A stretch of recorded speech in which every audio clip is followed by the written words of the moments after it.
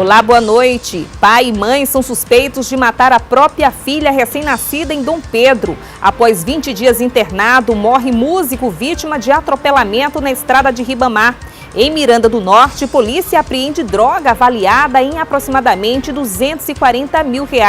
O Iranildo, proprietário do veículo Montana, receberia o valor de R$3 mil para fazer esse transporte da droga, que saiu da região de Arame e Buriticupu para Itapecuru. Quase 80 municípios maranhenses são beneficiados com entrega de máquinas agrícolas. Entrega de tratores, patrulhas agrícolas, já passamos de 300 equipamentos entregues. E ainda a Bahia ajusta detalhes para a partida contra o Sampaio na Copa do Nordeste 2018.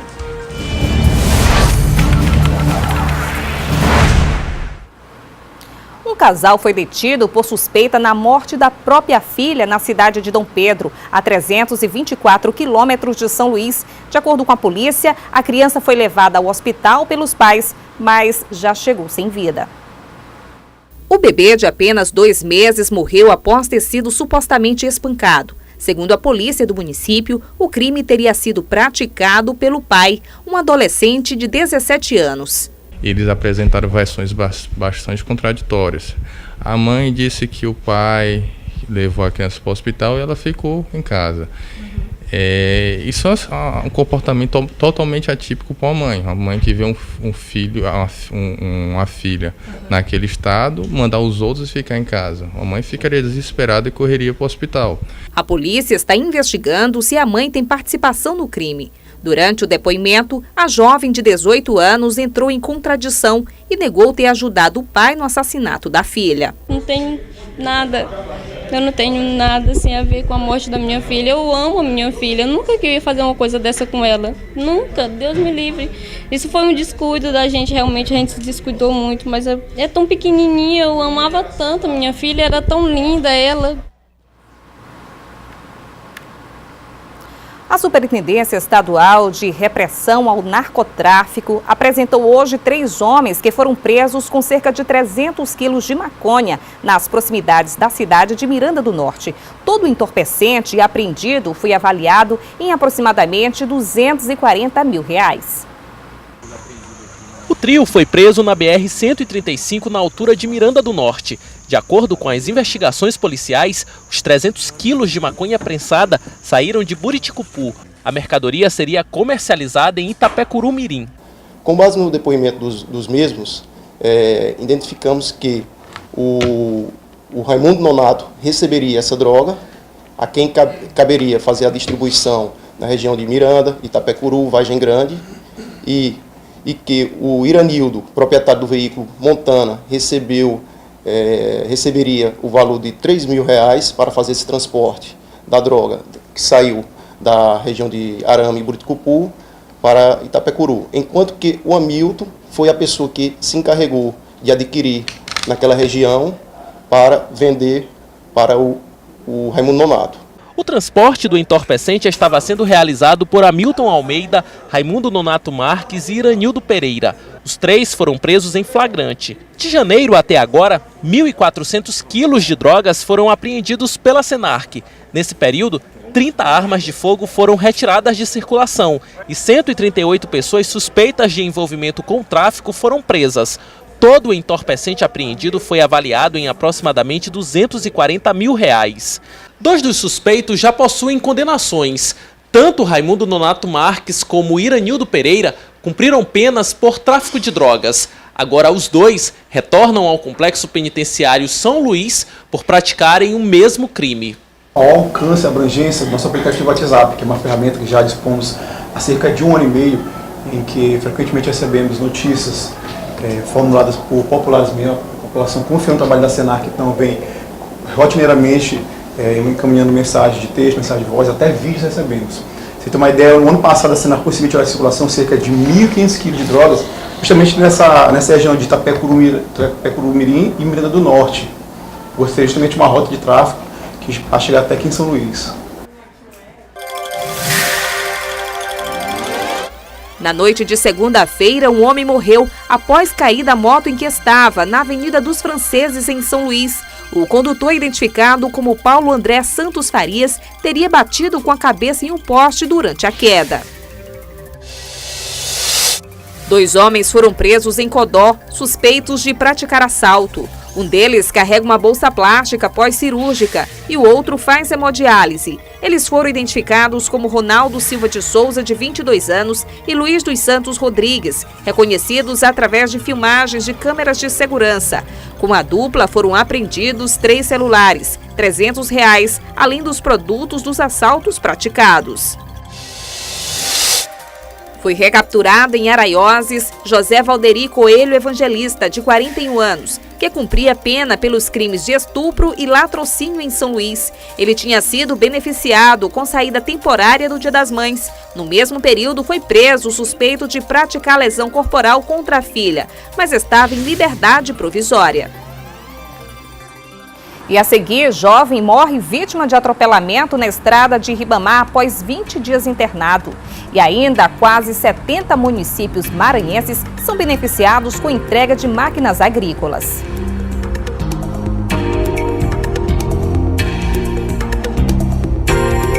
Morreu hoje o músico Emerson Macedo Pereira, de 29 anos, que foi atropelado no dia 17 de junho na estrada de Ribamar. Os detalhes com o repórter Ciro Mineiro. O músico Emerson Macedo Pereira, de 28 anos, morreu na madrugada de hoje depois de passar pouco mais de 15 dias internado em estado grave. Durante boa parte desse período, ele foi mantido em coma induzido e teve uma das pernas amputadas. Emerson foi atropelado na estrada de Ribamar no último dia 17 de junho. O motorista causador deste atropelamento, identificado como Edmar Carvalho da Silva, fugiu do local sem prestar socorro. No último dia 26, familiares e testemunhas deste acidente prestaram depoimento na Delegacia de Acidentes de Trânsito. Segundo relatos das pessoas ouvidas, Edmar Carvalho teria dormido ao volante, o que acabou provocando este acidente. O corpo da vítima foi levado para a cidade de Bequimão no início da tarde de hoje. É bem provável que Emerson Pereira seja enterrado nesta quarta-feira. Ciro Mineiro, para o Jornal da Difusora. O número de acidentes envolvendo postes de energia elétrica em Imperatriz tem gerado prejuízo à Semar e riscos aos envolvidos. Veja na reportagem de Emerson Pinto. Um problema para a companhia energética. Ultimamente, a empresa vem instalando proteções como esta na frente ou em volta dos postes, na tentativa de minimizar os prejuízos e até diminuir o impacto em caso de batidas. Os acidentes com quebra de postes representam prejuízos para a empresa e risco para os envolvidos. Este, localizado às margens da BR-010, foi quebrado, segundo testemunhas, por conta da falta de atenção de um motorista. O condutor do caminhão saiu deste posto de combustível, engatou a ré e só parou depois que atingiu o poste. Este operador de subestação alerta sobre os cuidados que devem ser tomados por envolvidos em acidentes com postes. Primeira coisa é não tocar. Quem está do lado de fora, se tiver cabo em contato com o carro, não tocar. As pessoas que estão dentro do carro, se não abrir a porta, a corrente elétrica não entra lá. Ele lembra que os danos causados aos postes e à rede elétrica podem ser atribuídos aos responsáveis pelo acidente. A gente procura exatamente fazer ocorrências policiais, um BO, porque geralmente o condutor se evade do local. Mas a maioria a gente consegue descobrir para poder exatamente minimizar, porque a empresa deixa de investir exatamente em benefício da comunidade. Por quê? Porque por causa de quebra de postes. Agricultores familiares de quase 70 municípios maranhenses foram contemplados hoje com patrulhas agrícolas entregues pelo governo do estado. As máquinas serão utilizadas para atividades do campo, incluindo cultivo e áreas rurais. O evento muito concorrido aconteceu no Palácio Henrique de La Roque, em São Luís. O auditório ficou lotado.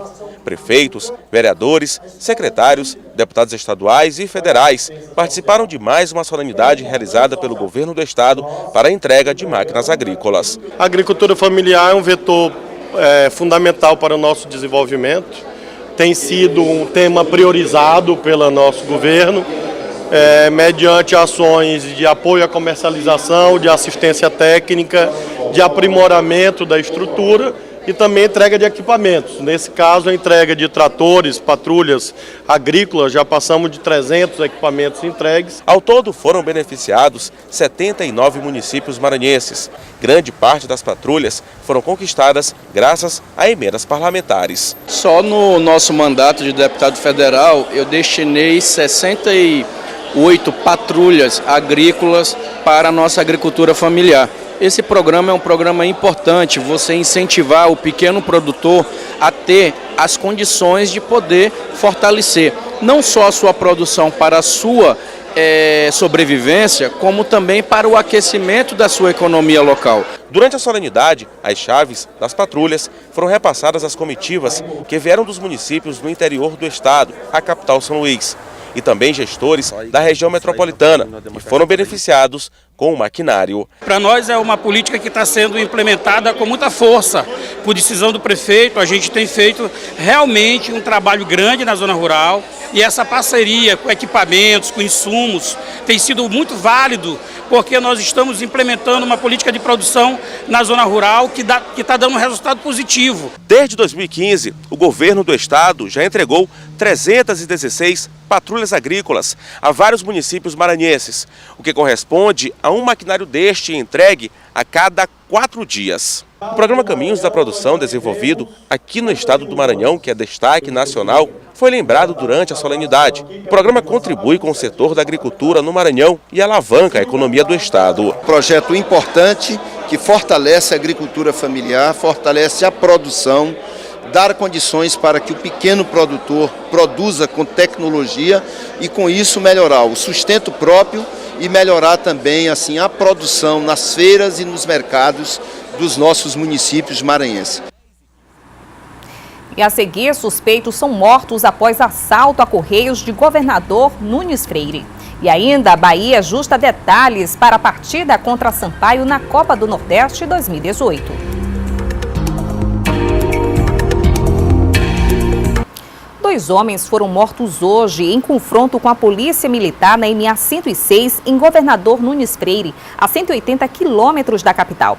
Eles eram suspeitos de assaltar os Correios da cidade, além das 2 armas que portavam. Josivando de Souza Boaz e Jailton Santos Pereira roubaram o revólver do vigilante e a moto de um cliente. Um funcionário chegou a ser levado refém, mas foi liberado. A quantia de R$ 2.600 foi recuperada pela polícia. Após os primeiros levantamentos, as investigações devem ser repassadas para a Polícia Federal. 12 municípios maranhenses foram contemplados hoje com ambulâncias, após cumprimento de um termo de compromisso entre o Estado e uma empresa particular. As ambulâncias foram doadas para 12 municípios em cumprimento de um termo de compromisso entre a empresa Raizen e o governo do estado. Entre os beneficiários, Passo do Lumiar, município que só contava com 2 ambulâncias. Nós vivemos numa região metropolitana com mais de 1.300.000 pessoas. Portanto, essa ambulância vem dar um reforço à nossa estrutura que estava precisada desse equipamento. E Grajaú, que tem um hospital regional. Grajaú é referência, inclusive tem um hospital geral, de âmbito, atuação regional, e daí a ambulância é sempre muito bem-vinda. A chamada contrapartida social compõe a política de atração de investimentos para o Estado e incluiu a doação de computadores, impressoras e um caminhão para o IMEC, que foi feita anteriormente. É importante para a gente, que já tem uma relação bacana com o governo, fortalecer ainda mais, tornar essa relação cada vez mais sólida e mais feliz ainda porque a população vai ser beneficiada com isso. A empresa recebeu um terreno de 10 hectares da Secretaria de Indústria, Comércio e Energia para a instalação de uma base de distribuição de combustíveis na área industrial de São Luís, mediante o compromisso de realizar as doações e gerar emprego e renda no estado através de contratação de empresas e mão de obra locais. Todos os projetos que a gente tenta captar para investir no estado do Maranhão, para gerar emprego no estado do Maranhão, a gente faz e exige que a empresa contrate mão de obra local, contrate empresas locais e faça a contrapartida social ao Estado. Ao longo da gestão, Flávio Dino entregou 153 ambulâncias.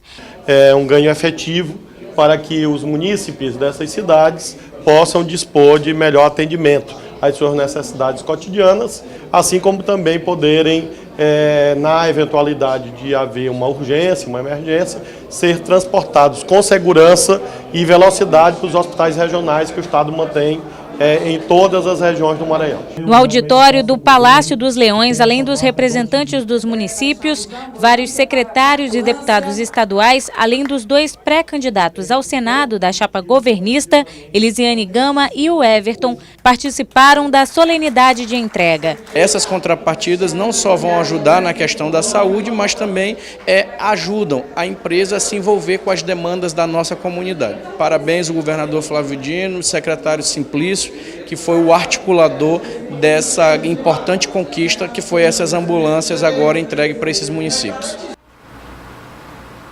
Deve receber alta em 72 horas o ex-governador e deputado federal José Reinaldo Tavares, de 79 anos. Ele permanece internado com quadro estável no Hospital São Domingos desde domingo, quando foi vítima de acidente próxima à entrada da cidade de Santo Amaro, na BR-402, na região dos Lençóis Maranhenses. O estado de saúde da esposa do parlamentar, Crisálida Fonseca Rodrigues, não foi informado. Antes da bola rolar pela final da Copa do Nordeste em 2018, a delegação do Bahia passou por alguns contratempos nas últimas horas. O time aproveitou a semana sem jogos para estudar e conhecer um pouco mais do Sampaio Corrêa. Enquanto o Bahia descansava no fim de semana, o Sampaio atravessou o Brasil para enfrentar o Londrina, no Paraná, pela Série B do Campeonato Brasileiro. É muito difícil a situação, né? Você precisando de resultado na Série B e, ao mesmo tempo, tendo que pensar numa final. Então, o que nós fizemos? Aqueles que não tinham realmente condições de jogo, para jogar os 2 jogos, nós acabamos tirando. Se não me engano, foram 3, 4 jogadores que nós tiramos.